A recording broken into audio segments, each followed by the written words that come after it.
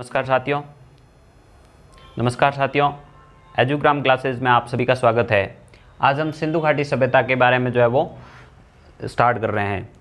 सिंधु घाटी सभ्यता चैप्टर जो स्टार्ट करने से पहले जो है वो सिंधु घाटी सभ्यता का जो बेसिक नॉलेज है, बेसिक्स वो देख लेंगे कि सिंधु घाटी सभ्यता का जो नाम है वो सिंधु घाटी सभ्यता क्यों रखा गया, या जो है वो सिंधु घाटी सभ्यता के जो अन्य नाम है वो क्या क्या जो है वो है।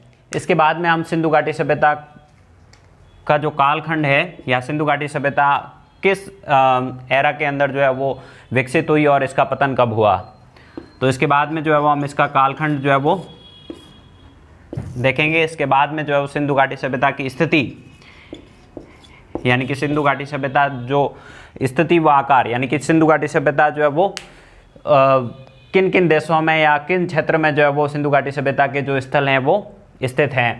इसके बाद में जो है वो हम सिंधु घाटी सभ्यता के जो प्रमुख स्थल जो हैं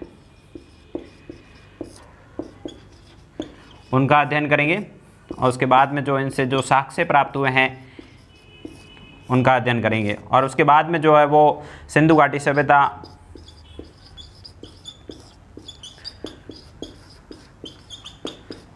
का पतन यानी कि सिंधु घाटी सभ्यता के उद्भव से लगाकर उसके पतन तक का जो है वो संपूर्ण अध्ययन जो है वो हम सिंधु घाटी सभ्यता के इस चैप्टर में करने वाले हैं।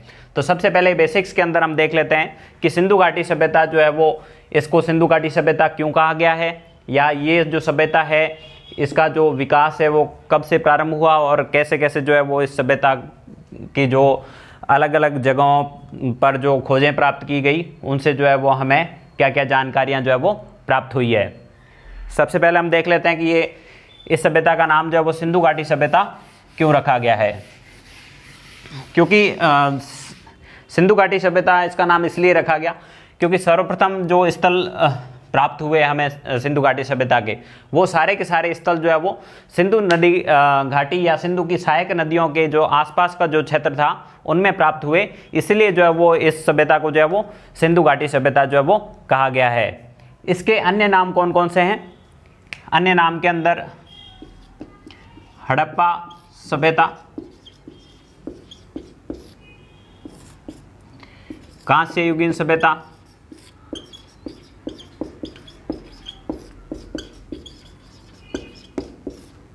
और इसे सिंधु सभ्यता कहते हैं। तीन अन्य प्रचलित नाम हैं, हड़प्पा सभ्यता, कांस्य युगीन सभ्यता और सिंधु सभ्यता।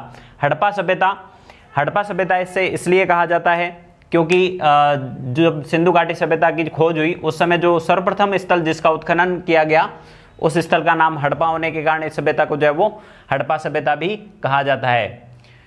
अब कांस्य युगीन सभ्यता, कांस्य युग का जो काल है वो 3000 ईसा पूर्व का जो काल है उसको कांस्य युग काल माना जाता है, और इसी काल के समकक्ष जो विकसित सभ्यता है वो सिंधु घाटी सभ्यता है। इस कारण जो है वो इस सभ्यता को जो है वो कांस्य युगीन सभ्यता भी कहा जाता है। अर्थात जब सिंधु घाटी सभ्यता के जो अलग अलग स्थल जो खोजे गए उनका उत्खनन किया गया, तो उत्खनन के दौरान कांस्य से बनी अलग अलग वस्तुएं प्राप्त हुई, और उसी साक्ष्य के आधार पर जो है वो इस सभ्यता को जो है वो कांस्य युगीन सभ्यता भी कहा गया। सिंधु सभ्यता आपको ज्ञात ही है कि सिंधु नदी के आसपास के क्षेत्र में विकसित सभ्यता होने के कारण जो है वो इस सभ्यता को जो है वो सिंधु सभ्यता भी कहा गया। अब हम देख लेते हैं इस सभ्यता का जो कालक्रम है वो क्या है, यानी कि यह सभ्यता किस कालखंड के अंदर जो है वो इसका विकास हुआ, कब से कब तक यह सभ्यता जो है वो अस्तित्व में रही।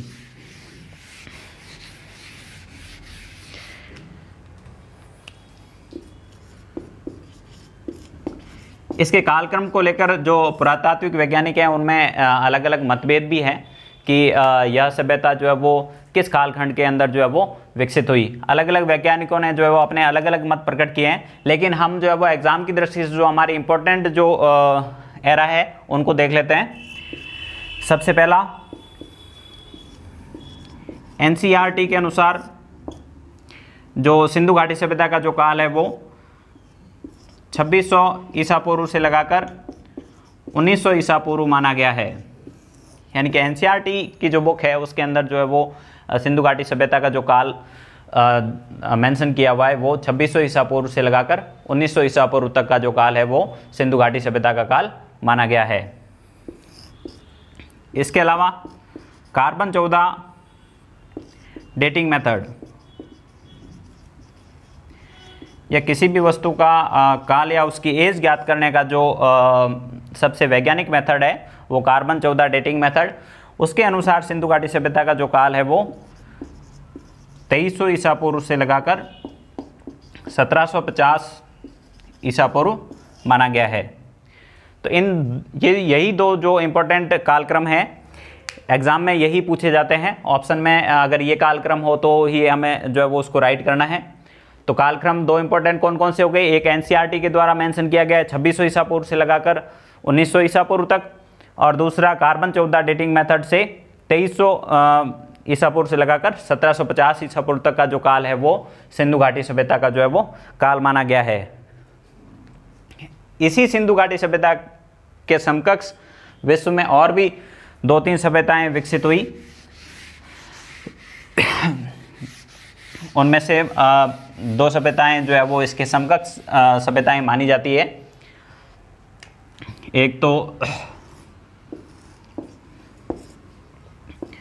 मिस्र की सभ्यता,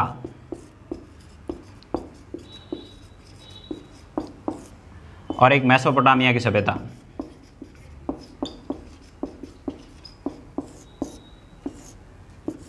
मिस्र की सभ्यता और मेसोपोटामिया की सभ्यता।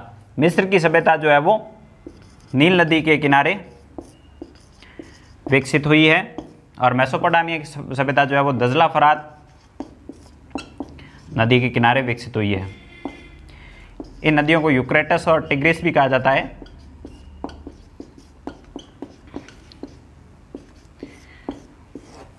ये क्वेश्चन भी इंपॉर्टेंट बनता है कि सिंधु सभ्यता जो है वो इसके समकक्ष निम्न में से कौन सी सभ्यताएं हैं। तो ये दोनों जो सभ्यताएं हैं, मिस्र की सभ्यता और मेसोपोटामिया की सभ्यता, ये दोनों सभ्यताएं जो है वो सिंधु सभ्यता के जो है वो समकक्ष सभ्यताएं जो है वो मानी जाती है।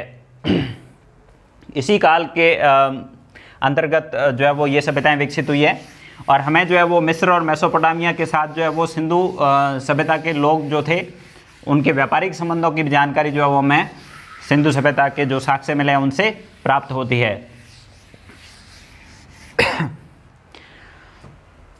अब इसके काल के बाद में जो है वो सिंधु घाटी सभ्यता जो इतने सालों से जो है वो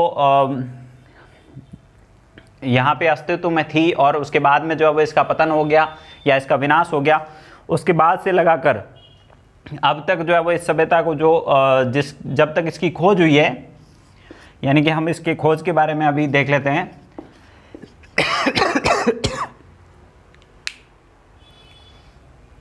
इसकी खोज, सिंधु घाटी सभ्यता की जो खोज है वो सर्वप्रथम जो है वो 1826 ईस्वी में चार्ल्स मैसन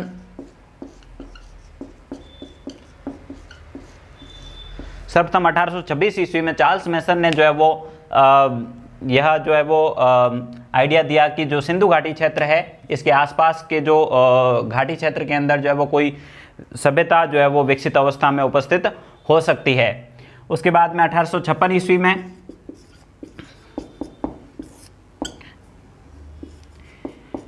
जॉन ब्रेंटन और विलियम ब्रेंटन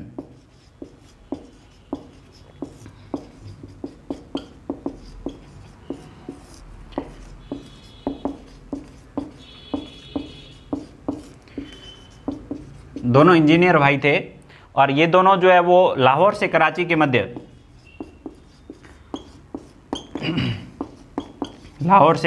मध्य जब वो रेल लाइन बिछाने का कार्य कर रहे थे, और उस समय रेल लाइन बिछाने के दौरान हड़प्पा नामक क्षेत्र से जो है वो विकसित या जो है वो पक्की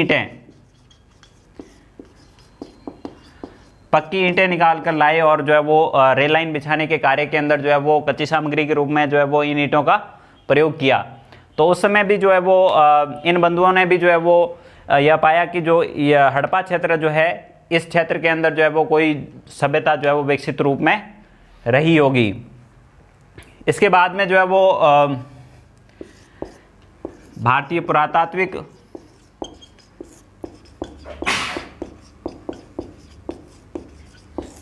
सर्वेक्षण विभाग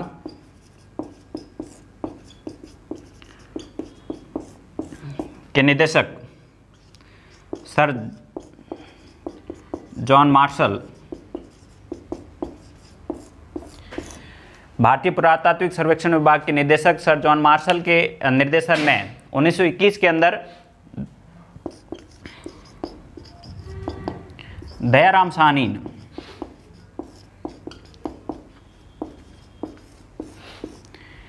हड़प्पा नामक स्थान पर उत्खनन प्रारंभ किया। हड़प्पा नामक स्थान पर जो है वो उत्खनन प्रारंभ किया और हड़प्पा के उत्खनन प्रारंभ होने के साथ ही जो है वो सिंधु घाटी सभ्यता का भी उत्खनन प्रारंभ हो गया।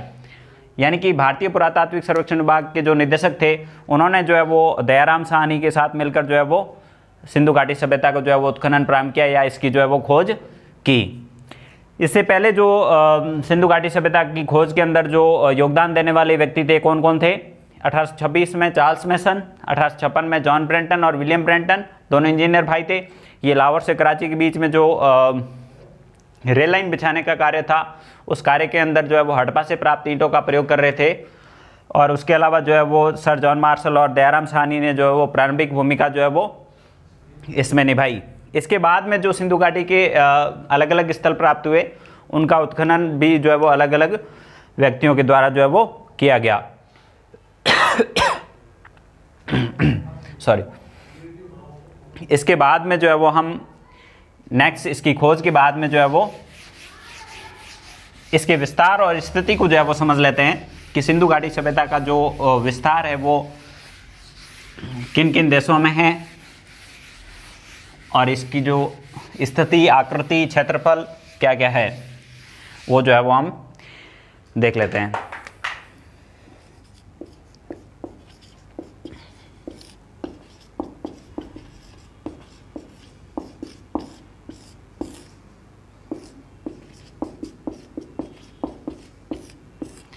सिंधु घाटी सभ्यता का जो विस्तार है वह दक्षिणी एशिया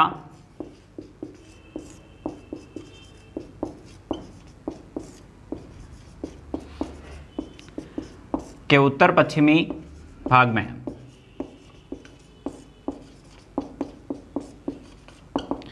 यानी कि दक्षिण एशिया के उत्तर पश्चिमी भाग में विस्तृत रूप में फैली हुई सभ्यता है वो है सिंधु घाटी सभ्यता। और उत्तर पश्चिमी भाग में कौन कौन से देशों में जो है वो यह स्थित है? भारत, पाकिस्तान व अफगानिस्तान। मुख्य रूप से यह सभ्यता जो है वो भारत और पाकिस्तान में स्थित है। अफगानिस्तान में इसके जो है वो केवल दो जो है वो क्षेत्र प्राप्त हुए हैं या दो स्थल प्राप्त हुए हैं। कौन कौन से? एक सोर्तगुई, दूसरा मुंडीगाग।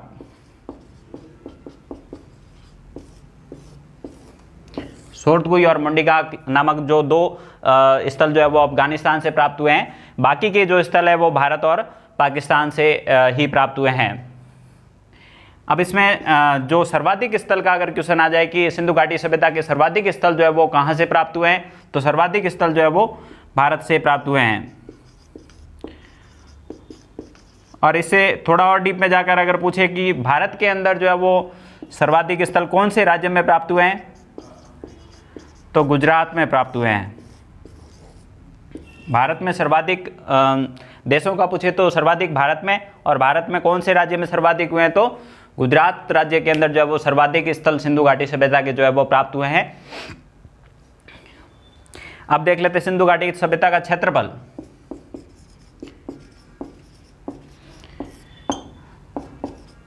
सिंधु घाटी सभ्यता का जो क्षेत्रफल है 12,99,600 वर्ग किलोमीटर है। यानी कि इस सभ्यता का क्षेत्रफल कितना है? लगभग जो है वो 13 लाख वर्ग किलोमीटर क्षेत्र में जो है वो ये सभ्यता जो है वो फैली हुई है। अब इस सभ्यता का आकार, इस सभ्यता का आकार जो है वो त्रिभुजाकार माना गया है। तो आकार और स्थिति के अंदर जो है वो 3-4 इंपॉर्टेंट क्वेश्चन बन रहे हैं। एक तो इसका क्षेत्रफल कितना है, 12,99,600 वर्ग किलोमीटर, यानी कि लगभग 13 लाख वर्ग किलोमीटर क्षेत्र में जो है सभ्यता फैली हुई है। इस सभ्यता का जो आकार है वो कैसा है, त्रिभुजाकार, और इसका जो विस्तार है वो कहाँ है, दक्षिणी एशिया के उत्तर पश्चिमी भाग में, भारत, पाकिस्तान और अफगानिस्तान में। अफगानिस्तान में इसके केवल 2 स्थल हैं, सोर्दगुई और मुंडीगाक, बाकी के जो स्थल है वो भारत और पाकिस्तान में स्थित है। अब जो है वो हम स्थिति और विस्तार के बाद में इसके जो उत्तरी बिंदु, दक्षिणी बिंदु, पूर्वी बिंदु और पश्चिमी बिंदु कौन कौन से हैं वो देख लेते हैं। इस सभ्यता के उत्तरी बिंदु, पूर्वी बिंदु, पश्चिमी बिंदु और दक्षिणी बिंदु कौन कौन से हैं वो हम देख लेते हैं।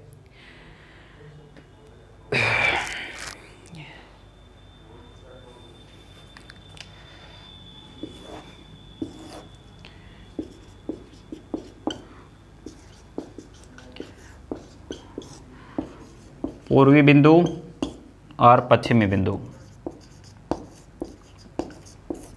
इस सभ्यता का जो सबसे उत्तर में प्राप्त स्थल है वो मांडा है और जम्मू कश्मीर राज्य में चिनाब नदी के किनारे स्थित है।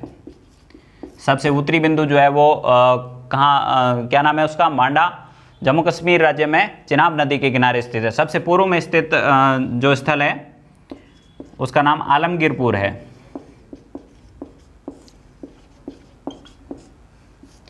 यह यूपी में स्थित है और हिंडन नदी के किनारे।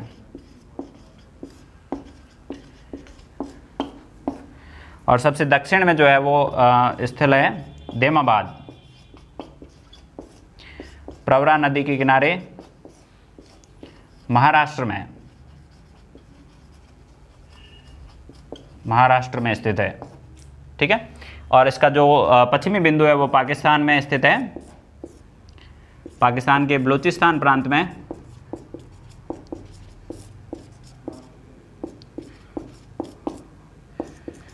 स्थल का नाम है सुतका गैंडोर और यह जो है वो दास्क नदी के तट पर स्थित है। तो यहाँ जो है वो सबसे इम्पोर्टेंट क्वेश्चन जो है वो ऑब्जेक्टिव टाइप में बनने के चांस ज़्यादा रहते हैं कि निम्न में से उत्तरी, दक्षिणी, पूर्वी, पश्चिमी स्थल कौन कौन सा है, या ऑप्शन में दे दिया जाए कि निम्न में से कौन सा स्थल भारत में स्थित नहीं है, या निम्न में से कौन सा स्थल किस नदी के किनारे स्थित है, या कौन से राज्य के अंदर स्थित है। तो बहुत सारे क्वेश्चन जो है वो यहाँ से बन सकते हैं। तो देख लेते हैं। सबसे उत्तर में स्थित कौन सा स्थल है, मांडा, चिनाब नदी के किनारे, जम्मू कश्मीर राज्य के अंदर स्थित है। सबसे पूर्व में आलमगीरपुर, हिंडन नदी के किनारे, यूपी राज्य के अंदर है। और सबसे दक्षिण में देमाबाद, प्रवरा नदी के किनारे, महाराष्ट्र राज्य में स्थित है। और जो सबसे पश्चिमी बिंदु जो है या सबसे पश्चिमी स्थल जो है वो बलूचिस्तान राज्य में सुतका गैंडोर जो है वो माना गया है।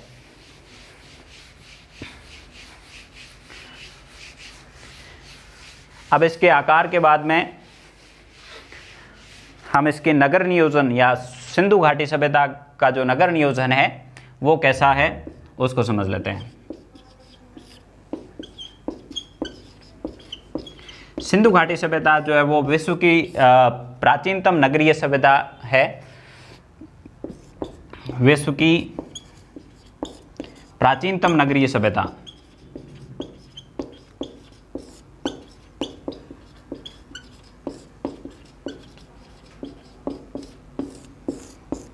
सिंधु घाटी सभ्यता विश्व की प्राचीनतम नगरीय सभ्यता है। इसके नगर नियोजन के अंदर जो है वो नगर प्रमुख रूप से जो है वो 2 भागों में जो है वो बंटा हुआ पाया गया है। एक ऊंचे स्थल पर बना हुआ भाग पश्चिमी भाग और एक नीचे स्थल पर बना हुआ पूर्वी भाग। पश्चिमी भाग इसका जो है उसको दुर्ग कहा गया है और पूर्वी भाग जो है वो इसको निचला नगर कहा गया है। अब आप समझ गए हैं कि पश्चिमी भाग जो दुर्ग है या ऊंचा जो भाग बना हुआ है उस भाग के अंदर जो है वो मुख्य रूप से प्रशासनिक अधिकारी या जो राजतंत्रात्मक अधिकारी जो थे या जो प्रशासन चलाते थे वो जो है वो निवास करते थे, प्रशासनिक अधिकारी। और जो पूर्वी भाग या निचला नगर जो था, जिसमें जो है वो जनसामान्य निवास करते थे, जनसामान्य निवास। पश्चिमी भाग दुर्ग, प्रशासनिक अधिकारी इसमें निवास करते थे। पूर्वी भाग निचला नगर, जिसमें जनसामान्य जो है वो निवास करते थे। इसके अलावा जो नगर जो है, सिंधु घाटी सभ्यता के जो नगर थे, उनके चारों तरफ जो है वो किलेबंदी या दीवार पाई जाती है। यानी कि इन नगरों के जो चारों ओर जो है वो किलेबंदी जो है वो पाई गई है। यानी कि जो नगर, उसके दो भाग हो गए, दो भागों के चारों तरफ जो है वो दीवार जो है वो बनी हुई होती है, जिसको किलेबंदी कहा गया है। इसके अलावा सिंधु घाटी सभ्यता के जो नगर प्राप्त हुए हैं, वो नगर जो है वो ग्रिड पद्धति के आधार पर बसे हुए हैं। ग्रिड पद्धति का मतलब होता है कि जो सिंधु घाटी सभ्यता के जो नगर हैं, उनमें जो सड़कें हैं वो आपस में एक दूसरे को जो है वो समकोण पर जो है वो काटती है। इस पद्धति को ग्रिड पद्धति कहा गया।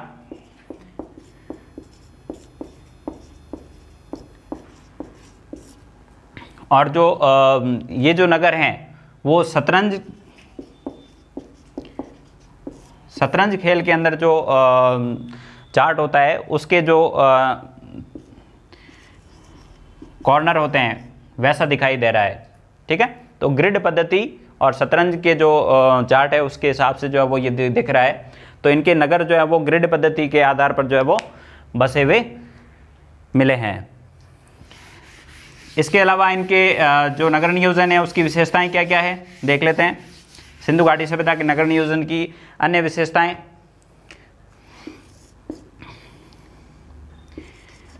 भवन पक्की ईंटों के बने हुए, पक्की ईंटों से बने हुए भवन, और सुनियोजित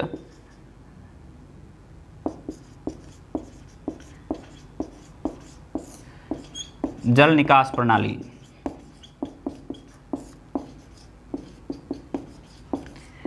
जिसके अंदर पक्की नालियां,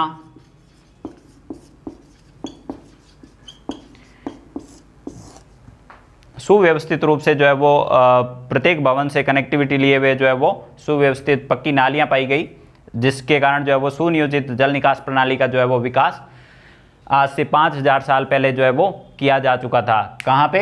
सिंधु घाटी सभ्यता के जो स्थल थे वहाँ पे। इसके अलावा भवन जो है वो एक मंजिला और द्विमंजिला,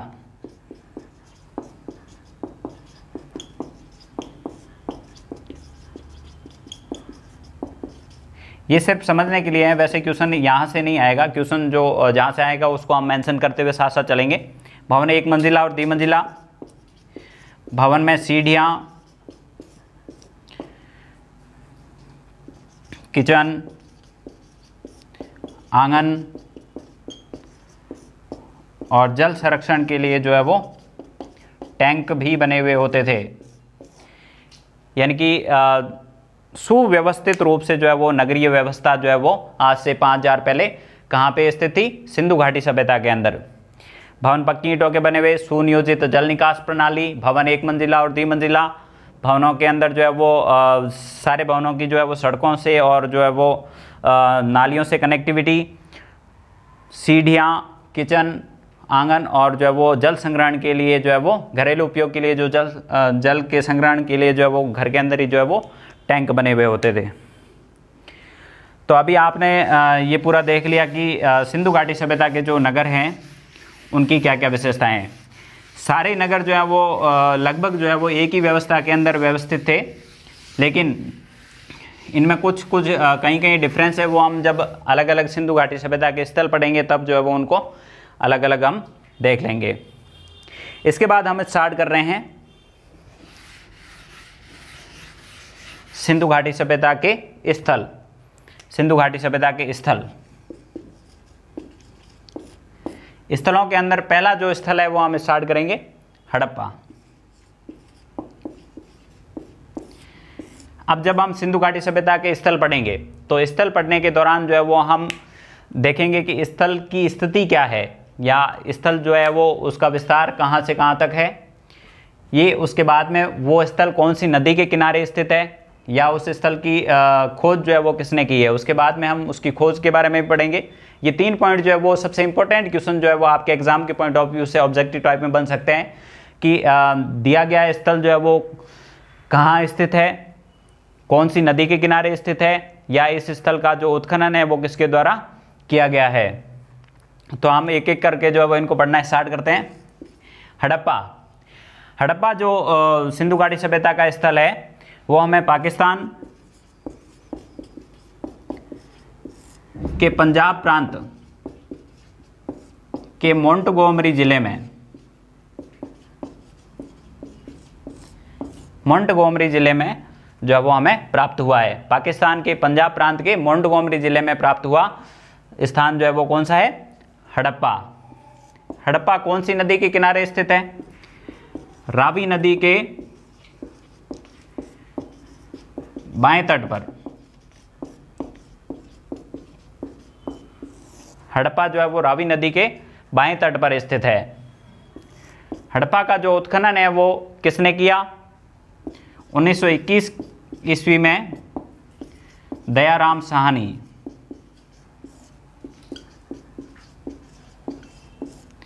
1921 ईस्वी में दयाराम साहनी ने जो है वो सर्वप्रथम यहाँ पे उत्खनन प्रारंभ किया।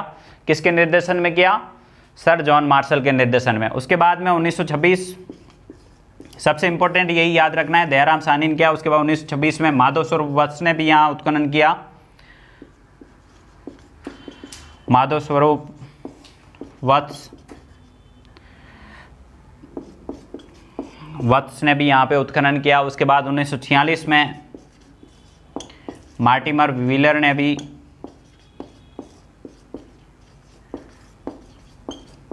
उत्खनन किया।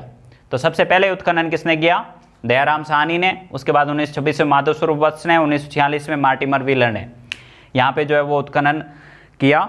और उत्खनन के बाद यहाँ से जो साक्ष्य प्राप्त हुए उनके बारे में जो है वो हम अभी देखते हैं। हड़प्पा से जो है वो कौन कौन से महत्वपूर्ण साक्ष्य हमें प्राप्त हुए, जिससे जो है वो हमें हड़प्पा सभ्यता की जो संस्कृति है उसको समझने का, या उनकी जो व्यवस्था है उनको समझने का जो है वो हमें आइडिया मिल सके। सबसे पहले हड़प्पा से जो साक्ष्य प्राप्त हुए, हड़प्पा से सर्वप्रथम जो है वो हमें महत्वपूर्ण रूप से 12 वृहद अनागार प्राप्त हुए।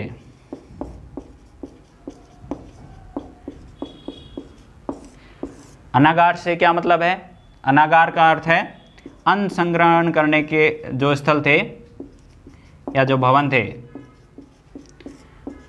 उनको जो है वो अनागार कहा गया है। यानी कि 12 जो है वो वृहद अनागार जो है वो हमें हड़प्पा से प्राप्त हुए हैं। 6-6 की पंक्ति में जो है वो ये अलग अलग रूप में जो है वो स्थित थे 12 वृहद अनागार। अब इन अनागार को जब हम पढ़ते हैं तो ये अनागार जो है वो वृहद रूप में यहाँ उपस्थित थे। तो इसके आसपास जो है हमें और भी साक्ष्य प्राप्त हुए हैं, उनको भी हम इसके साथ देख लेते हैं। उससे क्या है, याद करने में जो है वो आसानी रहेगी। अब जब अनागार प्राप्त हुए तो अनागार, या इसको हम कह सकते हैं कि ये जो है वो हड़प्पा की जो है वो अन्न मंडी थी। अगर ये अन्न मंडी के रूप में इसको समझा जाए तो जो है वो इसके आसपास में जो है वो श्रमिक भवन प्राप्त हुए हैं। श्रमिक भवन यानी कि जो अनागार थे उसमें काम करने वाले जो श्रमिक थे उनके भवन प्राप्त हुए हैं। कर्मचारियों के भवन प्राप्त हुए हैं। इसके अलावा हमें हड़प्पा से जो है वो गेहूं और जौ के साक्ष्य प्राप्त हुए हैं। हड़प्पा से गेहूं और जौ के साक्ष्य प्राप्त हुए हैं। तो सबसे पहले 12 वृहद अनागार प्राप्त हुए हैं, और अनागार प्राप्त हुए हैं तो अनागार के पास में श्रमिक भवन प्राप्त हुए हैं, कर्मचारी भवन प्राप्त हुए हैं, गेहूं और जौ के साक्ष्य प्राप्त हुए हैं। इसके साथ साथ हमें एक वृहद चबूतरा भी प्राप्त हुआ है इसके आसपास, चबूतरा। 12 वृहद अनागार, वृहद चबूतरा, श्रमिक भवन, कर्मचारी, गेहूं और जौ के साक्ष्य जो है वो हमें हड़प्पा से जो है वो प्रारंभिक रूप में जो है वो प्राप्त हुए हैं। यह जो वृहद अनागार है यह सिंधु सभ्यता का दूसरा सबसे जो है वो बड़ा जो इमारत जिसको कह सकते हैं, या दूसरी सबसे बड़ी इमारत है।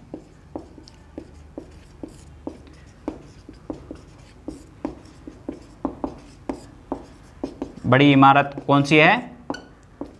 अनागार। हड़प्पा के जो अनागार है वो सिंधु सभ्यता के जो है वो दूसरी सबसे बड़ी इमारत है। तो पहली सबसे बड़ी इमारत कौन सी है? लोथल नामक स्थान पर जो है वो हमें गोदीबाड़ा प्राप्त हुआ है। गोदीबाड़ा किसको कहते हैं? बंदरगाह को कहा जाता है। यानी कि लोथल नामक स्थान पर जो बंदरगाह प्राप्त हुई है वो सिंधु घाटी सभ्यता का जो है वो सबसे बड़ी इमारत जो है वो इसको माना गया है। उसके बाद में जो है वो दूसरे नंबर पर सबसे बड़ी इमारत कौन सी है? जो हमें हड़प्पा से जो है वो अनागार प्राप्त हुए हैं, वो दूसरे नंबर पर सबसे बड़ी इमारत जो है वो प्राप्त हुई है। इसके अलावा जो है वो हमें क्या साक्ष्य प्राप्त हुए हैं हड़प्पा से?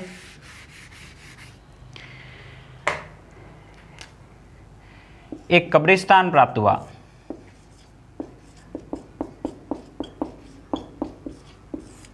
जिसे R37 नाम दिया गया।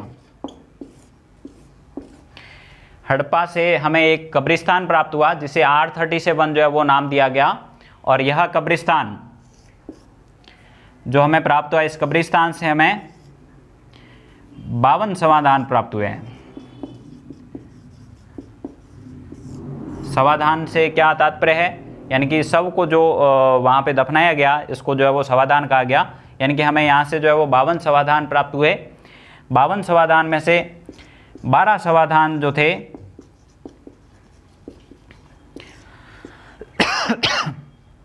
उनके साथ जो है वो 12 जो शव थे उनके साथ कांस्य दर्पण प्राप्त हुआ।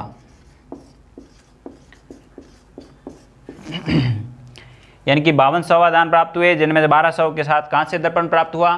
उसके साथ में यहाँ से शव के साथ बकरे के अस्थिपंजर भी प्राप्त हुए हैं।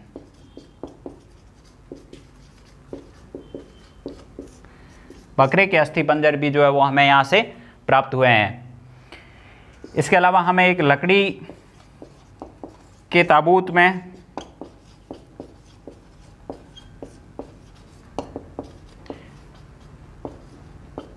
दफनाया गया शव भी प्राप्त हुआ है, जिसे जो है वो यहाँ पर जो है वो विदेशी जो कब्र जो है वो माना गया है। यानी कि अब जो R37 कब्रिस्तान जो है उसकी जो प्रमुख विशेषताएं वो देख लो। एक तो यहाँ से जो है वो 52 समाधान प्राप्त हुए। समाधान के साथ में जो है वो कांस्य दर्पण जो है वो प्राप्त हुआ। इसके अलावा जो है वो लकड़ी के ताबूत में एक समाधान प्राप्त हुआ जिसे जो है वो विदेशी कब्र जो है वो माना गया है। इसके अलावा जो है वो हमें अन्य साक्ष्य कौन कौन से प्राप्त हुए हैं वो देख लेते हैं। अन्य साक्ष्यों के अंदर जो है वो अब देख लिए, आपसे सवाल पूछा जाए कि कांस्य दर्पण जो है वो निम्न में से कौन से स्थल से प्राप्त हुआ है, तो हड़प्पा से जो है वो हमें कांस्य दर्पण प्राप्त हुआ है।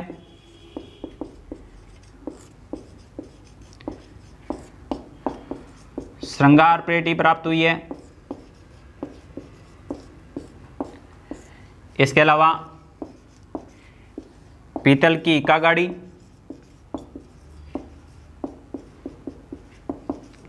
पीतल की इक्का गाड़ी जो है वो हमें हड़प्पा नामक स्थान से जो है वो प्राप्त हुई है। अब इक्का गाड़ी क्या है? इक्का गाड़ी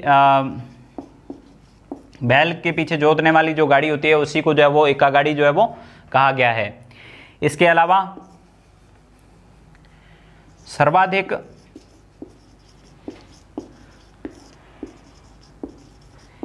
अभिलेख युक्त मोहरें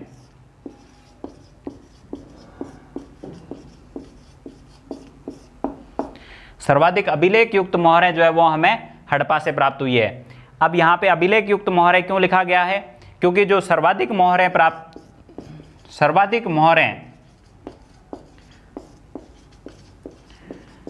मोहरें हमें जो प्राप्त हुई है वो मोहनजोदड़ो से प्राप्त हुई है। अब इसको, इस लाइन को आराम से समझ लीजिए कि सर्वाधिक अभिलेख युक्त मोहर अगर पूछा जाए तो हमें कहां से प्राप्त हुई है? हड़प्पा से प्राप्त हुई है। लेकिन सर्वाधिक मोहरें कहां से प्राप्त हुई है, यह क्वेश्चन में अगर मेंशन किया हुआ हो तो सर्वाधिक मोहरें जो है वो मोहनजोदड़ो से प्राप्त हुई है। अब आपके मन में सवाल आ रहा होगा कि ये मोहर क्या है, तो एक बार समझ लेते हैं। मोहर जो है वो बेसिकली हम समझे तो आजकल जो करेंसी हम यूज में ले रहे हैं उसके करेंसी के जैसा ही था, लेकिन जो है वो इसको पहचान के रूप में ही उपयोग किया जाता था। पहचान के रूप में उपयोग करने के लिए जो है वो, या जिसको हम रिसिप्ट कह सकते हैं, रिसिप्ट जो है, हम कोई भी वस्तु लेते हैं उसके बदले में जो है वो हमें रसीद प्राप्त होती है, वैसे ही जो है वो वस्तुओं के आदान प्रदान के लिए जो है वो यहाँ पर जो है वो मोहर का प्रयोग किया जाता था। और मोहर से जो है वो वस्तु की पहचान हो जाती थी कि यह वस्तु निम्न व्यक्ति से संबंधित है या निम्न व्यक्ति के पास से जो है वो आई है, जिसको रिसिप्ट भी जो है वो हम मान सकते हैं। यह मोहर कैसे आकार की होती थी? वर्गाकार, आयताकार और बेलनाकार और कुछ वृत्ताकार भी होती थी। लेकिन सबसे सर्वाधिक मोहरें जो है वो हमें वर्गाकार रूप में जो है वो प्राप्त हुई है। सर्वाधिक मोहरें जो प्राप्त हुई है हमें, उनका आकार कैसा है? वर्गाकार है। लेकिन इसके साथ साथ आयताकार, बेलनाकार और वृत्ताकार जो मोहरें भी हमें प्राप्त हुई है। ये मोहरें बनी किससे होती थी? सैल खड़ी पत्थर से, सैल खड़ी से बनी होती थी, स्टेटाइट। अब ये सैल खड़ी पत्थर कैसा है? जो चीनी मिट्टी के जो बर्तन होते हैं वो जिससे बनाए जाते हैं, वैसा का वैसा जो है वो सैल खड़ी जो है वो पत्थर होता है, उससे जो है वो ये मोहरें निर्मित की गई थी। इसके अलावा जो है वो हमें यहाँ से हड़प्पा से एक नरकबंद प्रस्तर प्राप्त हुआ है। नरकबंद प्रस्तर का अर्थ क्या हुआ?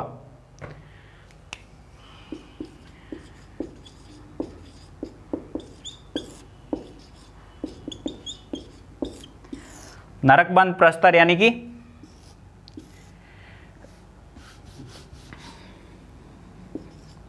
बिना सिर का धड़।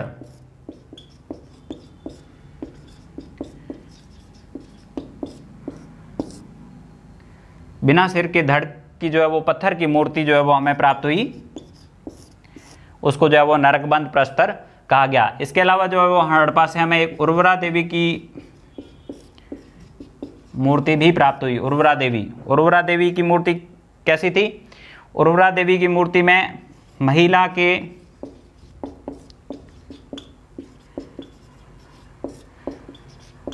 गर्भ से निकलते हुए अंकुर, या हम पौधा कह सकते हैं,